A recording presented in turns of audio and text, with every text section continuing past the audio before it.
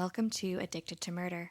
This is Courtney, licensed professional counselor with over a decade of experience. And this is Trisha, and these are some of the most popular true crime tourist attractions in the United States. Ooh.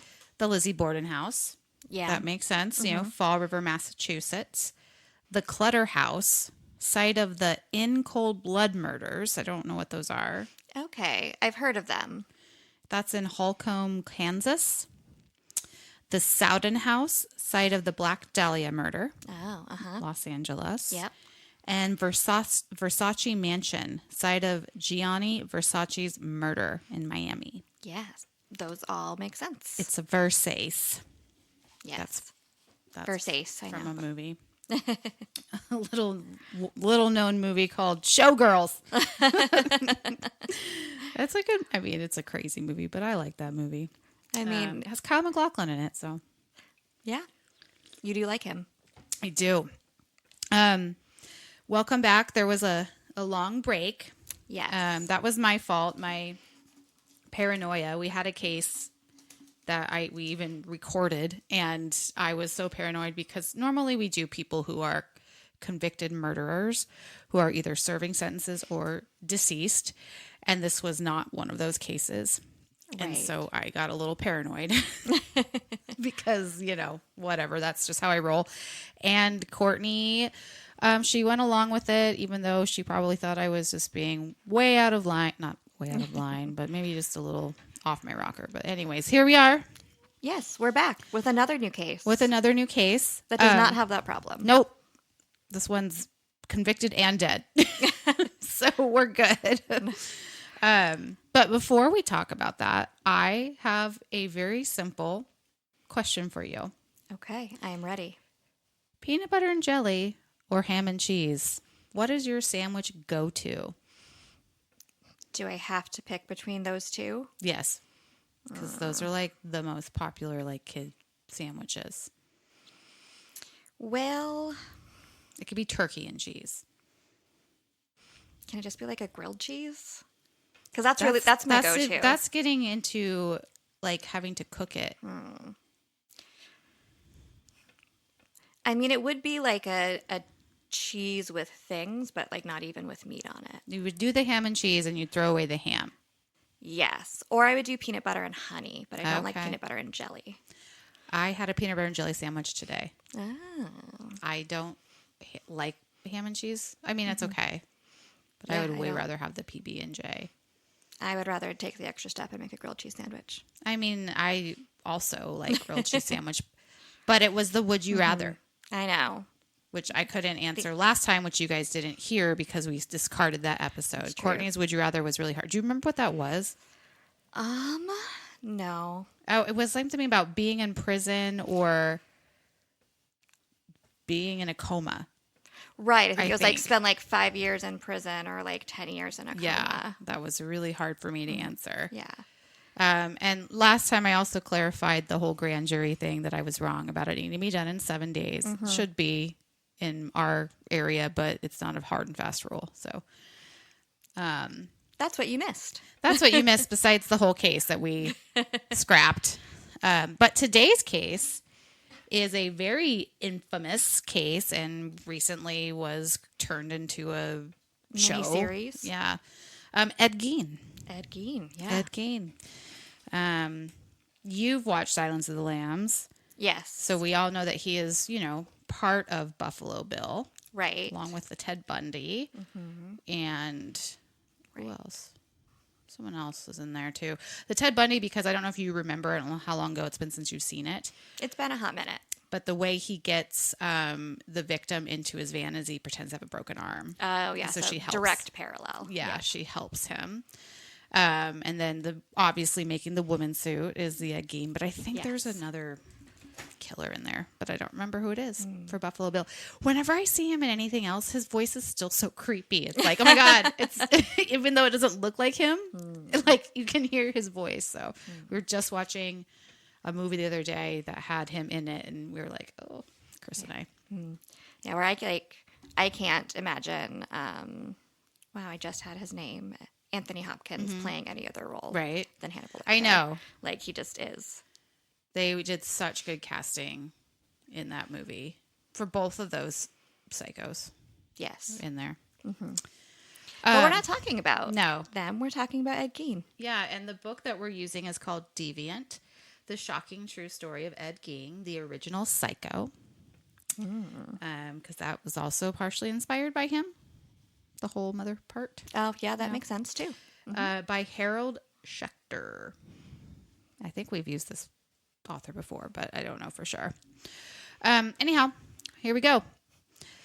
Okay, so this book actually starts with Ed Gein's parents, so we can look at a little generational trauma here. Right. His father had a tragedy strike his family when he was really young. I want to say he was 3, and this was back in 1879. So Ed Gein's father's name was George Gein, and he lived in Coon Valley, Wisconsin, near La Crosse. One day, George's parents and his older sister left in their horse-drawn wagon-type contraction and met their fate. There was a freak flash flood that caused the whole family to drown.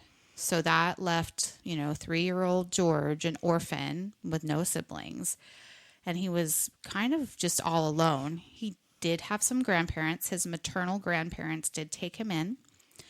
I don't know much about how they treated him, but he did finish elementary school, and then he apprenticed with a blacksmith. So not a whole lot of education. Right. Probably learned how to read and write, maybe a little bit of math.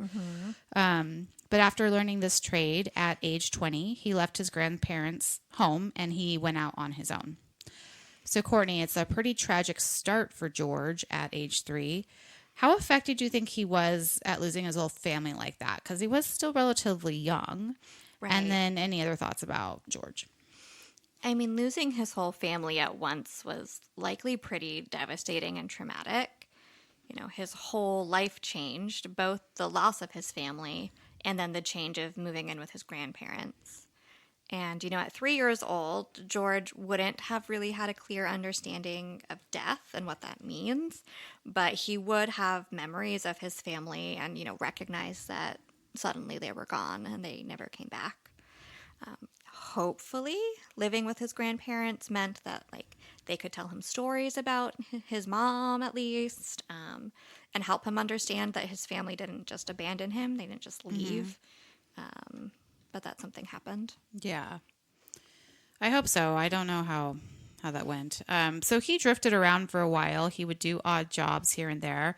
He struggled to keep a job for long, but he did find something he really seemed to enjoy. The old booze bottle. Ooh. And he drank away most of his earnings. He was thought to be a sad person who, kind of just was poor me about his lot in life, which I get. There's a lot of, shit that happened when he was young. He battled with self-pity, about what happened to him as a boy, and then he would get mad at himself for making poor decisions, probably, fueled by the alcohol. Right. In his life. So Ed's mom is another story. Her name was Augusta, and contrary to George, she came from a really big family. She was 19 years old when she met the 24-year-old George, and she seemed to be kind of the opposite of him. She was a determined woman. She was not to be trifled with. She was extremely religious. If she did anything that went against her religious upbringing, she was given a sound beating by her father. She viewed life as something that was always serious and maybe even something just to be endured until you died and go to heaven, if you were a good person. People were seen as shocking and sinful, and she would become very domineering and self-righteous. Courtney, what are your thoughts about this Augusta? Yeah, I mean, if we think back to during that time, so, the late 1800s, turn of the century, it was really common, especially in religious families, to follow the old trope of, spare the rod, spoil the child. So while, corporal punishment, physical punishment wasn't necessarily rare around that time, it was especially prevalent often in very strict religious homes. And religion can be a very powerful influence in everyday life. And so I am making an assumption, I don't know this for sure, that just because of the time it was and finances and everything was actually spread apart, that probably Augusta was not exposed to many other peoples and places with different ideas from where she grew up. So it was likely the only life she'd ever really known. And so when she left her family home and got married, that's what she took with her. Yeah, who knows? With such a big family, I mean, I don't know how much schooling she had, but that might have been her primary socialization, is just her family who all were brought up the same way as her. And Right, exactly. well, no one really understands how these two decided to get married because they were so very different. But perhaps George saw in her stability and desired to be part of her large family. And for Augusta, maybe George just seemed like someone she could control and impose her will upon. Also, I'm not sure that many men approached Augusta just because of how I just imagine her with RBF all the time. I imagine so. Yeah. And, George appeared to be reliable. He must have had his he must have been hiding his alcoholism pretty well from her. But whatever, it happened. They were married on December 4th, 1899. Per the book, quote, Augusta quickly assumed the role of domestic tyrant. Her own deformities of character, her harshness, rigidity, and fierce intolerance became ever more pronounced.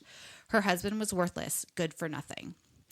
Well, what could go wrong with these two, Courtney? Well, Augusta is displaying classic power and control dynamics that can lead to domestic violence.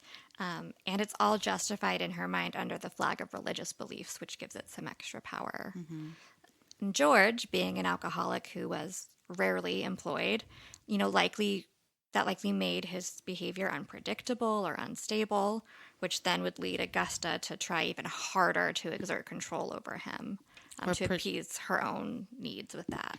Or predictable in its unpredictability, as alcoholics so often are. Right. Yeah, I mean, I've read that like children of alcoholics, because they never know what's coming, are constantly fight or flight. Yep. Because they don't know what parent's coming home. Right, exactly. Because of did they drink or did they not drink? Are they a happy drunk or are they a mean drunk? George continued to struggle to find steady employment, or rather, he most likely drank too much to keep steady employment. And Augusta eventually realized how much George was spending of his small earnings on booze, and this made her understandably irate. Yes. Right? So she would let him have it. She was growing to despise him, and she did not hesitate to lash out at him. George, in response to his wife's hatred, withdrew into himself even further, and he basically went mute. The only noises in the house were Augusta's hateful tirades toward her husband. There were occasions when Augusta would be so vicious that George would lose it and hit her in the face. After which, Augusta would pray for her husband to die. Naturally. Right. What do you think? I mean, clearly this is a very unhealthy and toxic marriage. Right. It's not going to be fun in that house. No. Well, suffice to say, the pair's sex life was lacking. Augusta viewed the act as sinful, if not sanctified by marriage. However, in marriage, it was strictly for procreation. Sex revolted Augusta. However, she did want children, and therefore she allowed the abhorrent act to occur just for that reason. After what I am sure was an amazing night of lovemaking, Henry was conceived, and he was born on January 17th, 1902. Now, after the birth of Henry, George was again without a job. He decided maybe he wouldn't get fired if he worked for himself. Augusta's brothers had their own businesses. Maybe he should try it too. How hard is it? So in 1909, George opened a small grocery store on Caledonia Street.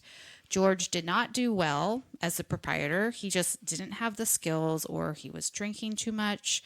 And therefore, 2 years later, the city registry showed the grocery store being owned, that was owned by George, now being owned by Augusta. And George was listed as clerk. So Augusta was now not only in control of the household, but also of the business. During this time, Augusta and her firstborn son were not very close, and she was disappointed. She wanted a girl. A girl would be her ally, her confidant. She decided to suffer through the act of copulation again. She would conceive a girl. She was determined about this. But on August August 27th, 1906, little Edward Theodore Gein was born. Augusta was pissed. She was bitter. However, ever the industrial woman, she decided then and there that this particular child would not grow up like other men, doing sinful things and having lustful thoughts. She would be sure to raise this boy up right. Courtney? This is a lot of pressure to be put on a new baby, to live up to his demanding mother's expectations for the son that was not the daughter that she actually wanted. So from the beginning, there would have been really no way to please her. Yeah. Poor Ed. Well, Ed Gein later on would be asked about his mother, and it was clear how much he loved and idolized her. She was the perfect woman. So let's see how he got to that opinion. One of Ed's earliest memories was a time when he was either pushed or he fell down the stairs. During his descent, his mother grabbed him by the arm and started to shake him, shouting at him. He started to cry, feeling guilt and shame and relief at her saving him. From then on, he thought of her as his savior. Other memories he shared were a time when he was maybe 7 years old and his mother gave him some money to go buy bread. He lost the money on the way to the shop and was terrified to go home with the news. When he finally screwed up his courage, his mother screamed at him, calling him dreadful, and only that a mother could possibly love him.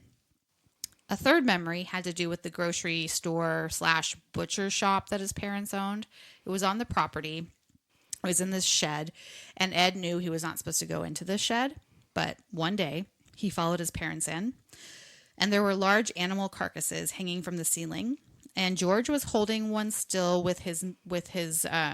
George was holding one, and his mother had a big ass knife in her hand, and she just gutted the animal. Little Ed made a noise. His mother heard that. She turned to him, covered in blood, holding a knife, and he would remember that for decades to come. That picture of his mother bloody with a knife. What do you think? Well, so far, Ed idolizes his mother as his savior, believes that she is the only person who could ever love him, and simultaneously fears her due to her, physical and emotional abuse, and now this image of her butchering this animal in a very violent way. There would be probably so many confusing and mixed emotions going on for little Ed in his mind, where, love and fear and violence now were starting to be connected. Mm-hmm. Well, in 1913, when Ed was around 7, Augusta decided it was time to try farming. Her savings over the years afforded them a decent amount of farmland, and not only would they be landowners, but by moving to the countryside, Augusta could get Ed away from the dirty, sinful city. So more isolation. They settled on a nearly 200-acre farm in Plainfield. Augusta, not George, was listed as the landowner. It was probably a feat back then. Right. For a woman. I don't know that in most places women were even allowed to own land. Mm-hmm. Without an exception. Yeah, and she's married. So that just even weirder. But yeah, as you are wont to think, she's not your average woman. Right. Mm-hmm. She's not. Yeah. Sometimes I wish I had a little more of that strive, that perseverance. Get what she wanted.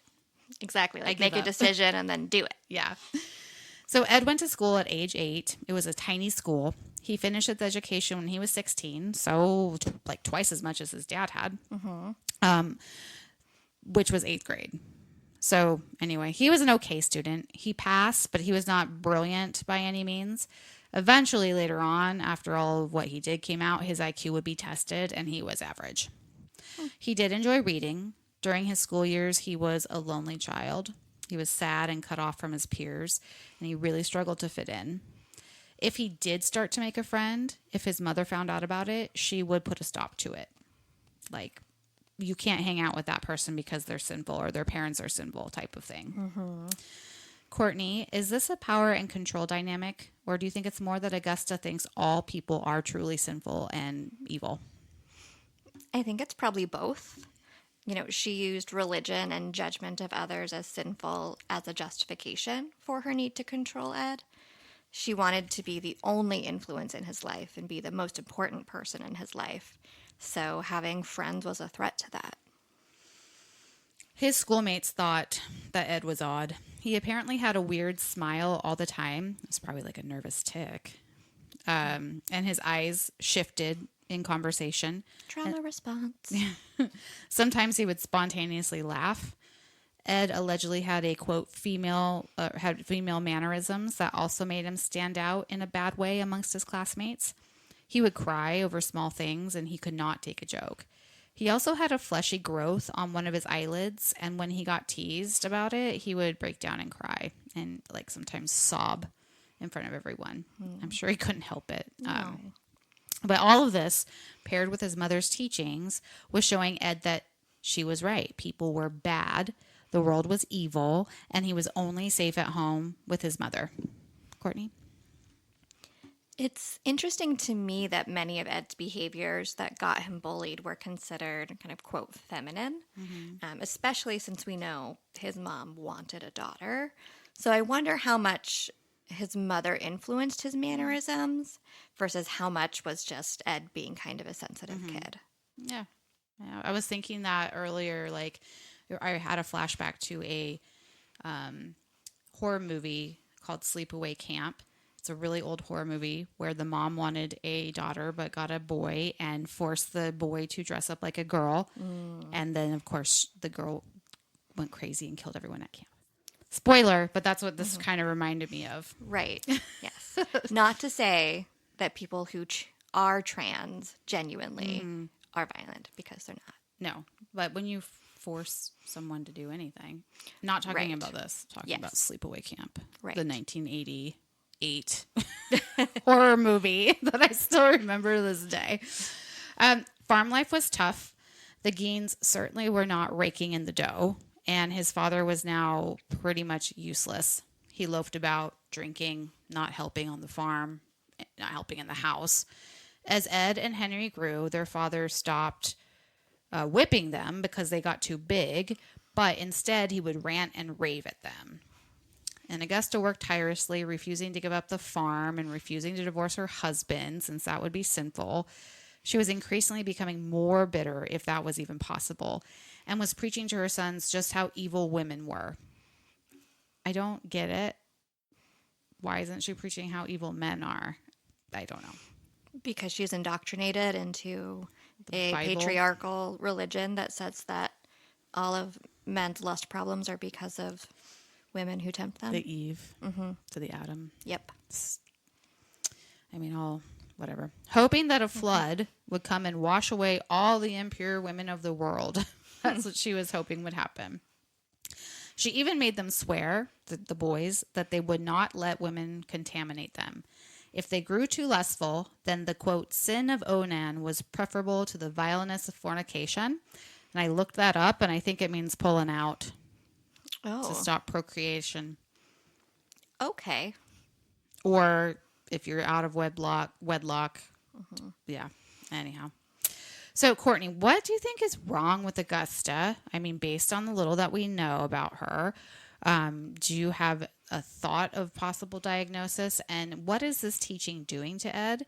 His brother, too, but we don't know as much about him. And I think that Henry was a lot more rebellious than Ed against his mom. Right. So I think there could be a few things going on for Augusta. There is a subtype of obsessive compulsive disorder that is specific to like religious obsessions, which might help explain some of her behaviors. Like if she was like having obsessive thoughts and compulsions with regarding to making sure she was following religious teachings, that could explain some of her like intense rigidity around it. I mean, she also displays some classic signs of narcissism, though, so maybe a nice combination of both of those. For the boys, it would likely be impossible for them to ever live up to their mom's exacting expectations. And, you know, that constant verbal abuse and shaming would likely make them terrified to make any mistakes, and their self-esteem would be essentially non-existent. And it sounds like Ed worked hard to try and stay in his mom's good graces and follow her teachings, while perhaps Henry to the opposite, or took the most opposite route to this in response to control. So he was kind of the rebellion, and Ed was sort of the like people pleaser. I could see that based on, Ed seemed pretty meek. Right. Well, Ed's father, George, died at age 66 from a myriad of abuses that he had done to his body over the years. The book portrays his passing as a relief for the sons because at this point, George was not helpful with tasks, but his body was so worn out that it was almost like an extra job just caring for him. Right. Like he needed round the clock care type of stuff because his body gave out. So with George gone, life on the farm actually didn't improve much. It was just such a tough life that they were never able to save to make improvements. I got to imagine it was a little better if George wasn't spending money on drinking, but still. Right. They still weren't making a lot of money. It was grueling work with little reward. And so World War II had just started, and Henry was too old for the draft. Ed was draft eligible, but when he went to Milwaukee in 1942 to do the physical exam, he left rejected by the Army because of that droopy eye thing we talked about earlier. They said it would impair his vision. Okay. So would have been a way for him to get out. Don't know if that would have changed things for him eventually. So the sons took odd jobs to help bring in extra money. Ed was a bit of a handyman, and he also babysat. And I guess the kids really liked Ed. He would play with them and tell them crazy stories, and he felt more comfortable with children than adults at this point. What do you think that is about, Courtney? The extent of Augusta's abuse and control over Ed was likely somewhat infantilizing, kind of like stunting his development in some ways, especially socially. Also, if he believed, all adults are sinners who just want to tempt him with their lustful ways, children were still innocent and safe. Henry was the better worker than Ed, and he liked getting away from the farm. Ed very much looked up to his older brother, Henry, and the two were actually pretty close. Ed was very surprised when Henry brought up the oddness of how much Ed adored his mother. Ed thought Henry felt the same way. That Henry also thought Augusta was the most wonderful woman who ever walked the earth, but that was not how Henry felt. Tragedy struck again on May 16th, 1944. Ed and Henry were fighting a fire on some land by their house. And some say it was an accidental fire. Some say it was, like a controlled burn. But Ed said that the fire was his brother's idea. However it started, it would end with the demise of Henry. Ed said a strong wind came and Henry had no chance. By the time the fire was put out, it was dark and Ed could not find his brother, so he ran for help. But what's weird is that when help came, Ed was able to take them directly to Henry's body, even though he said he couldn't find that body before. Ed said something like, well, I guess that's just weird how that happens when they questioned him. It would be ruled an accident, but many people were not so sure because Henry's body had some weird bruises on its face. It wasn't burnt up. Anyways, I don't know. I don't know what happened. What do you think, Courtney? What do you think? Do you think it's do you have an idea? I mean, so far, Ed has not been described as violent or vindictive. And with how close he was with his brother, I don't know that I would think that Ed intentionally killed his brother. Maybe at worst he witnessed his brother's death and didn't intervene, kind of just let it happen, which could have led to feelings of guilt and shame, causing him to lie about finding his body. Maybe it was a traumatic thing. Maybe, we don't know what happened out there between them. Maybe there was some sort of altercation between them. But it's hard to know. But I don't see Ed at this point anyway being a going out there planning to kill his brother situation. And he almost seems too meek to get in a big fight, and Henry probably could have overcame him. Right. If that were the case. So, I don't know. But soon after Henry died, Augusta fell very ill. Ed took her to the hospital where they were able to stabilize her, and she went home. Ed waited on her hand and foot, doing everything he could for his beloved mother, but unfortunately it wasn't enough. Augusta Gein succumbed to her death on December 29th, 1945. She was 67 years old. Ed Gein was now totally alone in the world. His parents and brother all gone within a few years of each other. I'm now seeing the parallel between like his father and him. I mean, granted that happened when he was a little kid, Right. but two parents and a sibling. Right. Losing the whole family. So Courtney, nothing could go wrong. Of course not. Nothing at all. Really, though, this would have been a huge stressor for Ed. You know, not only with just the loss of family members that he loved, but also losing the structure that his mother's control gave his life. And I imagine he felt pretty lost and unsure of what to do next. Right. And we will see What he does next. next time. Right. 'Cause that's a good place to stop. I think so. Right after all of the deaths of his family members. And Ed is now in his, I think, mid to late 30s. Right. He's a solid adult. Yep. I mean, he knows how to work. He's been working his whole life. Socializing, he's not so great at. But, you know, like the townspeople didn't really have any negative things to say about either of the Gein boys. I mean, Right, they thought he thought was a little kinda- weird, yeah, a maybe little weird. bit, but a hard worker. And like I said, they let him babysit their kids. Right. So now must not have given too creepy of a vibe. Right. So, anyways, do you have anything you want to say before we wrap up? I don't think so, but I think the story continues to get more interesting from here. Yes. Well, we will find out next time. And then the time after that, because I think it's going to be at least 3. Yeah. Yeah, probably. All right, everyone. Stay safe, and we'll see you next Tuesday. Bye. Bye.